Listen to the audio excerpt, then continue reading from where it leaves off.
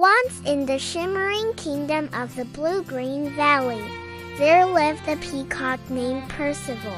Percival was, without a doubt, the most magnificent bird anyone had ever seen. His neck was the color of a summer twilight, and his tail was a heavy, glorious fan of 1,000 eyes that sparkled like emeralds and sapphires. However, Percival had a problem.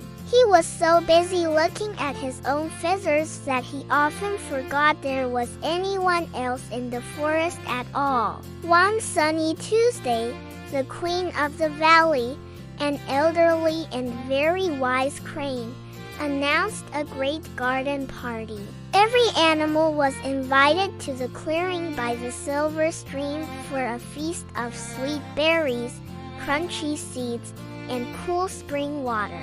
Percival spent the entire morning preening. He polished every feather until it shone. "I shall be the star of the party," he chirped to his reflection in the puddle. "Everyone will be so happy just to look at me."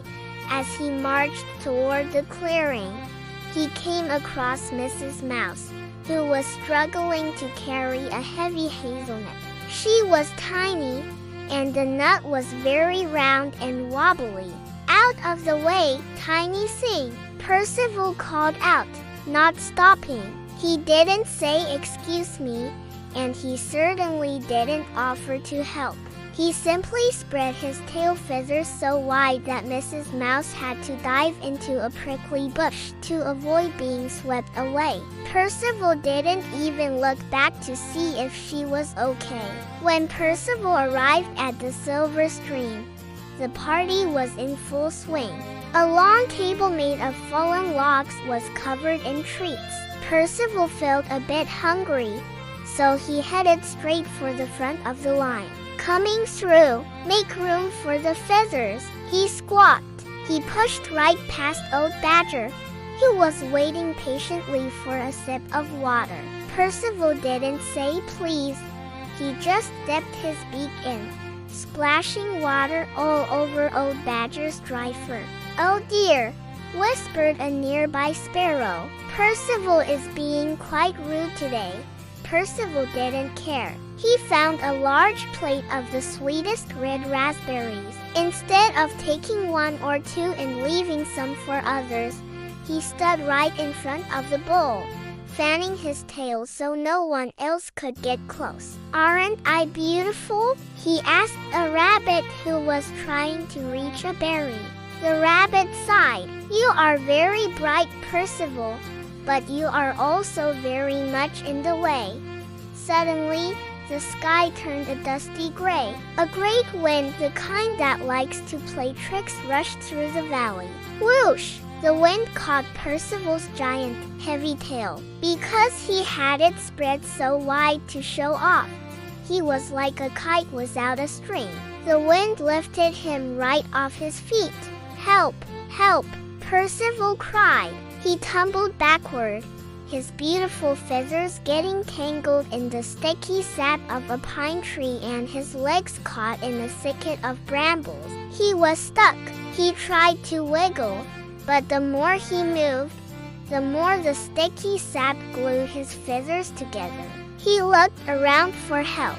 First, he saw Mrs. Mouse. "Mrs. Mouse, untie these vines with your sharp teeth." Mrs. Mouse looked up.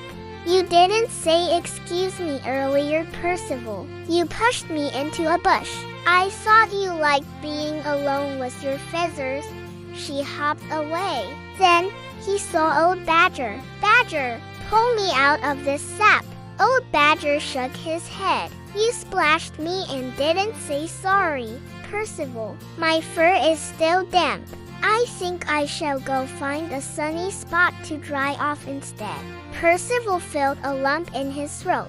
He looked at his messy, sap-covered feathers. For the first time, he didn't feel magnificent at all. He felt lonely and very, very silly. Finally, the wise Queen Crane walked over. She didn't help him right away. She stood and looked at him for a long time. "Percival," she said softly. Do you know why no one is helping you? Percival hung his head. Because I was mean. Not mean, said the queen, but you were thoughtless. Good manners are not just about saying please and thank you. They are about showing others that they matter as much as you do. When you use your manners, you are telling the world, I see you, and I care about your feelings. Percival felt a tear roll down his beak.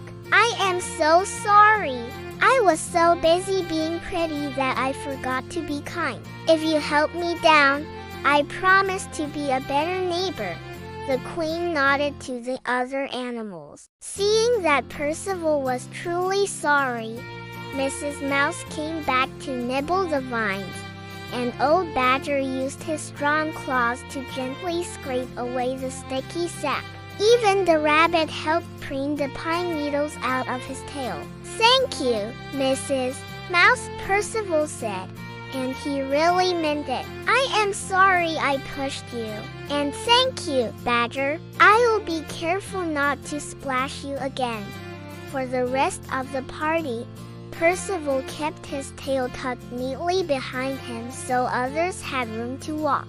He waited his turn in line. He shared his berries. Strangely, Percival noticed something wonderful. When he was being polite and thoughtful, the other animals wanted to talk to him. They told him jokes and shared stories. He realized that having friends to laugh with was much more fun than standing alone being admired. His feathers were a little bit sticky for a few days, but his heart felt lighter than air. He learned that while feathers make a bird beautiful, manners make a bird a friend.